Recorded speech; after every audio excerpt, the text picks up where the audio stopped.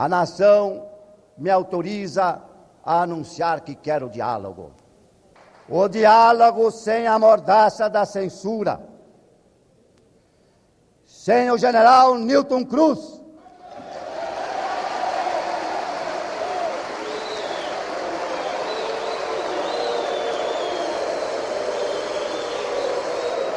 Todo esse universo está abrangido no grito popular de guerra e de esperança, direta já.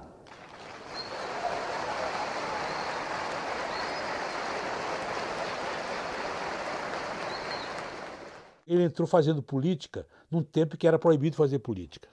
Ele deu um passo à frente do grupo e disse: respeitem o presidente da oposição do Brasil. E os soldados armados assistindo ele, assustados vendo aquele homem se dirigir a eles. E foi aí que ele se tornou Ulisses Guimarães.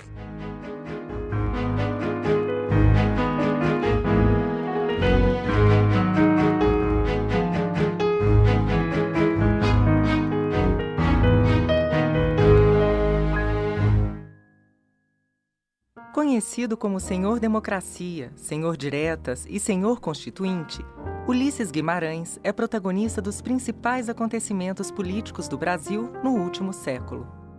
Essa trajetória começa na juventude, ainda em Rio Claro, cidade do interior paulista. Ele comete todas as ousadias imprevisíveis numa criança naquela época. Primeiro, ele vai entrar na escola normal.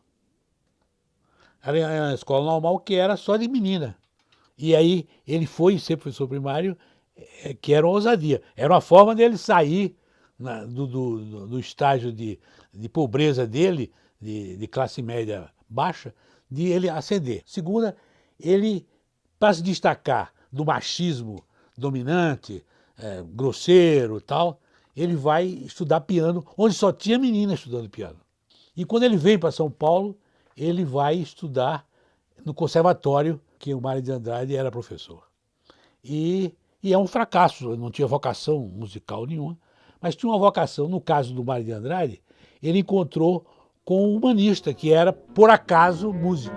Em São Paulo, Ulisses cursa Direito na USP e logo é eleito vice-presidente da União Nacional dos Estudantes. Advogado formado, vai trabalhar no DASP, Departamento Administrativo do Serviço Público, órgão criado por Getúlio Vargas para assessorar a presidência.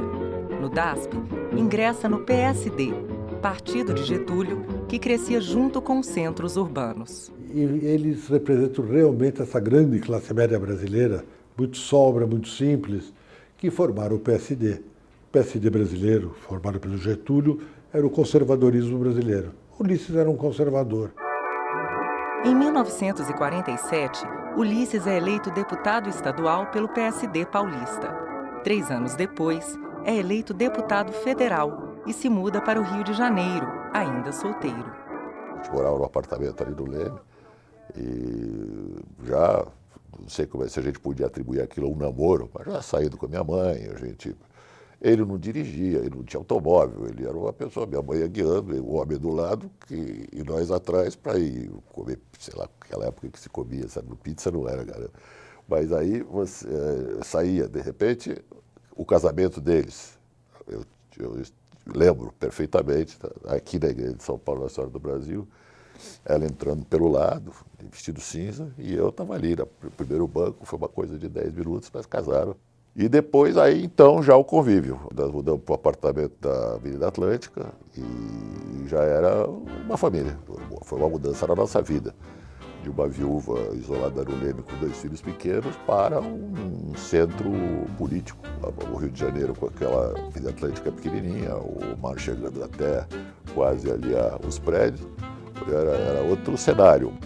No Palácio Tiradentes, sede da Câmara dos Deputados, Ulisses passa a integrar a chamada Ala Moça do PSD, grupo que fez campanha para JK e tentou modernizar o partido. O Palácio Tiradentes era um cenário monumental, né?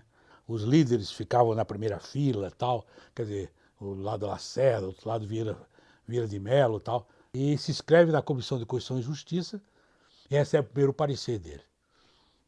E ele, muito humildemente, vai submeter o parecer dele ao Afonso Arinos de Melo Franco, que era o pavão da Câmara, o líder do outro partido, da UDN, que não tem dúvida, tira a caneta e mete a mão no parecer. Não, suprima isso, bote isso, só tira aquilo, tal. E ele aceita. E tornam-se amigos, tornam-se cúmplices, né? A grande contribuição que ele vai dar de político nacional é na eleição do Juscelino. Mas o trabalho do Ulisses foi tão relevante, ele foi tão ativo, tão brilhante, que o Juscelino o convida para ser o presidente da Câmara quando ele era eleito. No primeiro 2 anos de governo, eles tomaram a Câmara. E por que isso foi importante? Porque eles ajudaram o Juscelino a aprovar os projetos que ele queria logo no início do governo.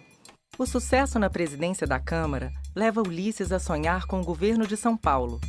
O PSD chega a fazer uma convenção para indicá-lo, mas JK tinha outros planos. Ulisses tentou ser candidato a governador de São Paulo, mas aí Juscelino fez um acordo com o Jânio.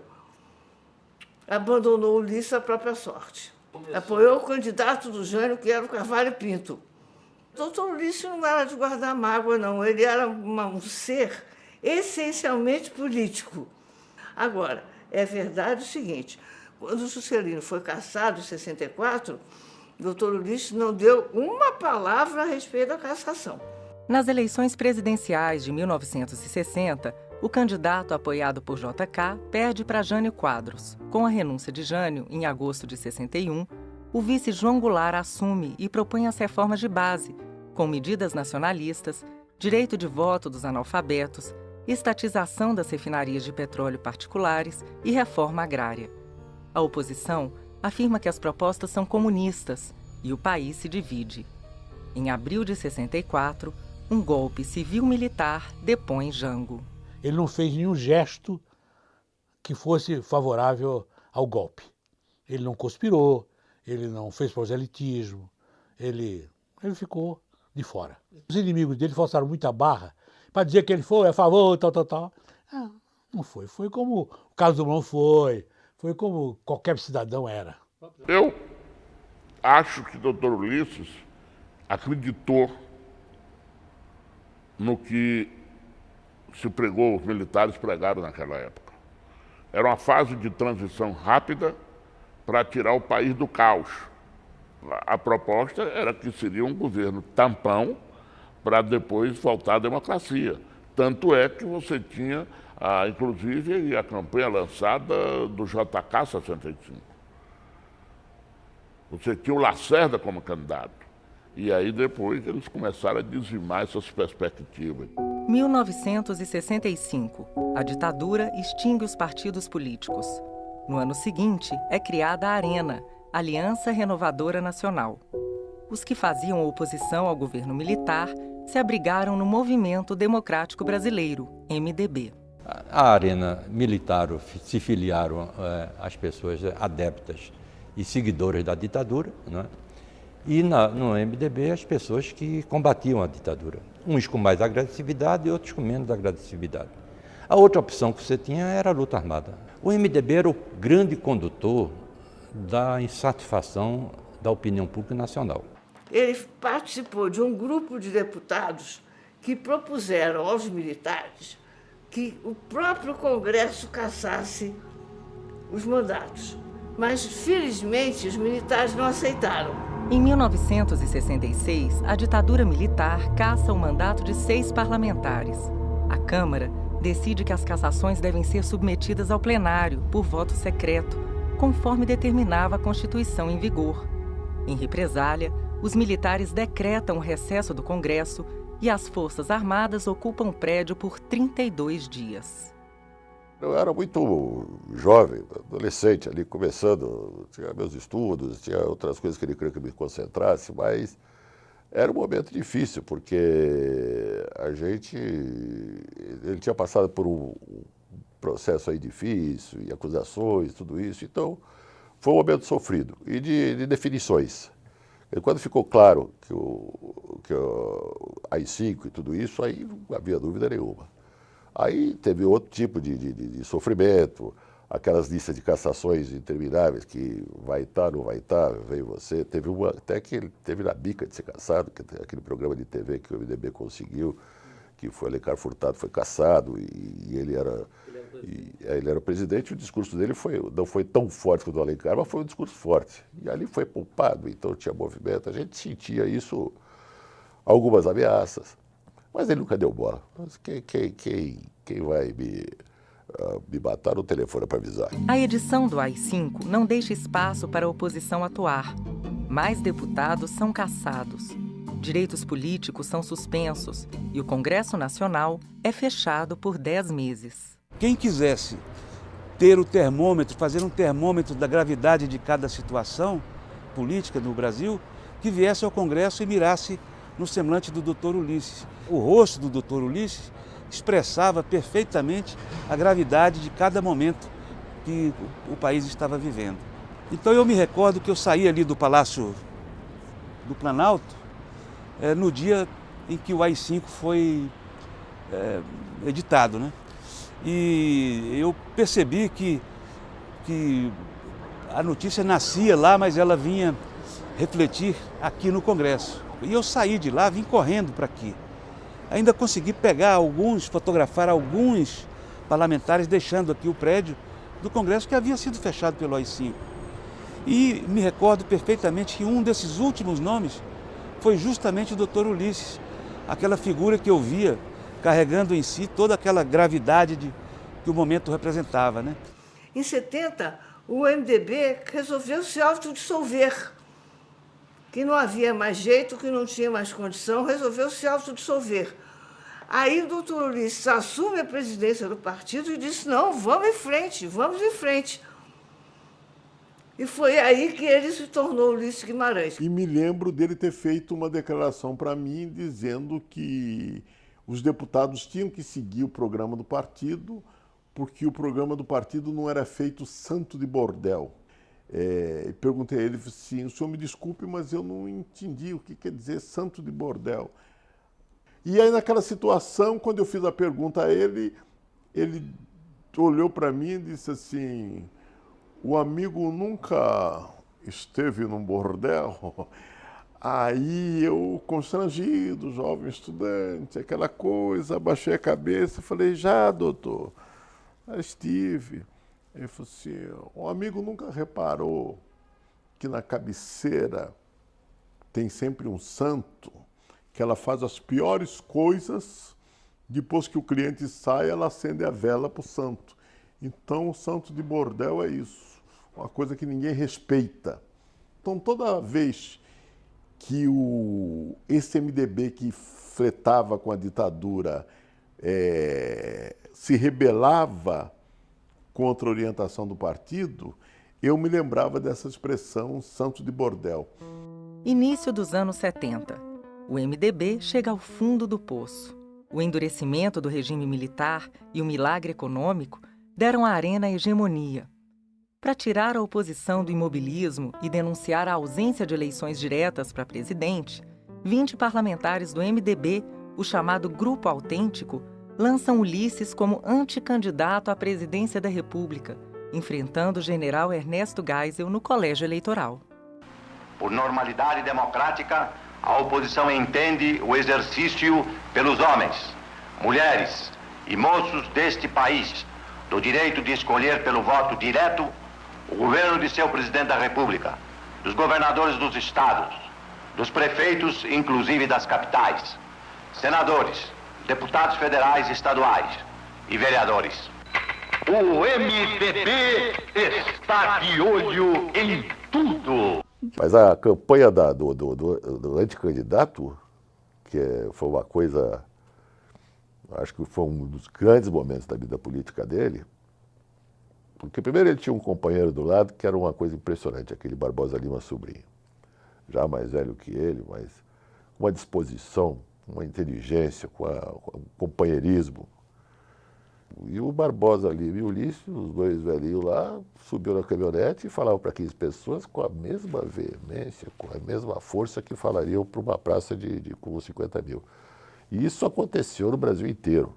Uma disposição, comendo tudo que punham na frente, bebendo tudo que punham na frente. Não tinha nada não levava uma maçãzinha no bolso para respeitar a digestão, não. Era, como é que chamava? Salada de batata com maionese e em frente. E aquilo foi importantíssimo para a história do Brasil. Então, o navegar é preciso. A inviabilidade da candidatura oposicionista testemunhará perante a nação e perante o mundo que o sistema não é democrático. Não é o candidato que vai recorrer o país. É o anticandidato para denunciar a anti-eleição imposta pela anticonstituição que omitia o AI-5, submete o legislativo e o judiciário ao executivo, possibilita prisões desamparadas pelo habeas corpus e condenações sem defesa. Navegar é preciso, viver não é preciso.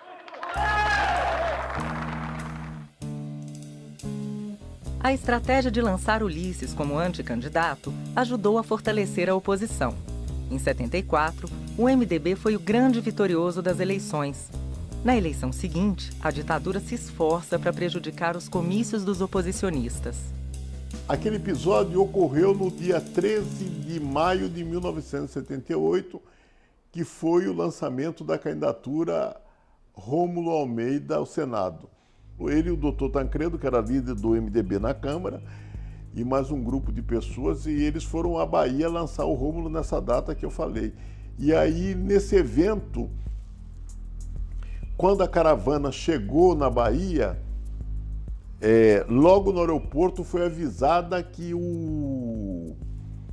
a polícia havia cercado a sede do PMDB em Campo Grande. Redigiram uma nota condenando aquele episódio. E fizeram uma nota que o Tancredo e o doutor Ulisses, mais Tancredo que o doutor Ulisses, considerou muito pesada, muito forte. E aí o Tancredo mesmo sugeriu, falou assim, Ulisses, estou achando melhor a gente ir trocar isso para essa nota. Aí o doutor Ulisses, ótimo, a gente chega lá, vamos tentar falar. O nosso território está ocupado, isso é ilegal, mas a gente vive numa ditadura, mas vamos tentar lá pela nossa presença física. E foi isso que ele fez, ele se impôs fisicamente. Ele deu um passo à frente do grupo e disse, respeitem o presidente da oposição do Brasil. E continuou andando. Ali todo mundo foi atrás e os soldados se afastaram ali com os cães. É o momento. É o momento da decisão, da coragem. O que vale não é exclusivamente a frase foi boa, mas a disposição daquele enfrentamento. E ele entrou, uma coisa que eu fico arrepiado até hoje quando eu lembro dessa frase. Ele começou o discurso dele assim, soldados da minha pátria, e discursou para os soldados. E os soldados armados assistindo ele, assustados vendo aquele homem se dirigir a eles. E aí foi que ele pronunciou essa frase também famosa dele, de que baioneta não é voto e cachorro não é urna. E aí ele se impôs definitivamente como o maior líder da oposição brasileira.